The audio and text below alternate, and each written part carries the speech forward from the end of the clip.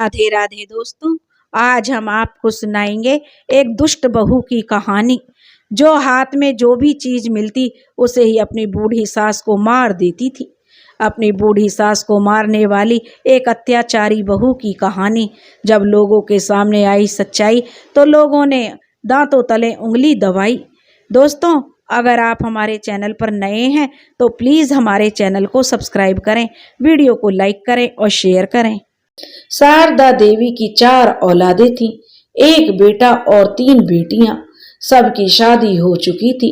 बेटे ने अपनी लव मैरिज की थी, लेकिन जो इस बार शारदा देवी की बेटी रजनी मायके आई थी और उसने देखा रजनी ने कि उसकी माँ बहुत ज्यादा बीमार सी लग रही है। माँ के चेहरे पर बेटी के आने की खुशी भी नहीं झलक रही थी।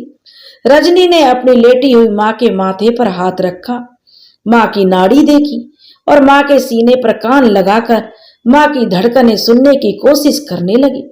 सब कुछ तो ठीक लग रहा था, ना तो कोई बुखार था और ना ही नाड़ी या धड़कनें तेज थी। माँ का चेहरा भी उदास था। तभी शारदा देवी मुस्कुराने की कोशिश करते हुए कहने लगी, क्या देख रही हो रजनी?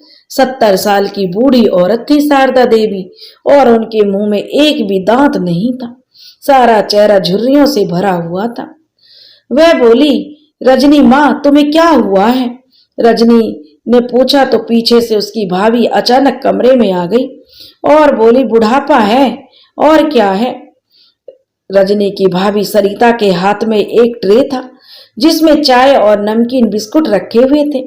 अचानक भाभी का कमरे में आना रजनी को बिल्कुल अच्छा नहीं लगा था, पर क्योंकि घर जो भाभी का था इसलिए वह कुछ कहने का भी अधिकार नहीं रखती थी। अगर ज्यादा दखल अंदाजी करने पर जो उसका भाई बोल पड़ता कि 2 दिन के लिए आई हो बहन, मेहमान की तरह सुख चैन से रहो और हमें भी शांति के साथ रहने दो।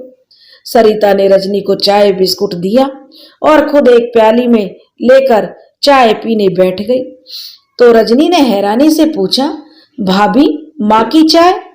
तो सरिता बोली, सुबह 1 प्याली चाय पी चुकी है माँ जी।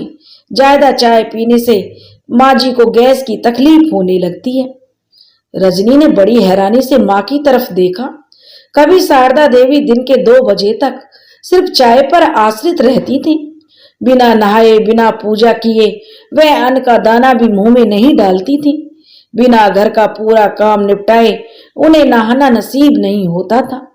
तब तक 4 बार वह चाय पी चुकी होती थी। वह सोच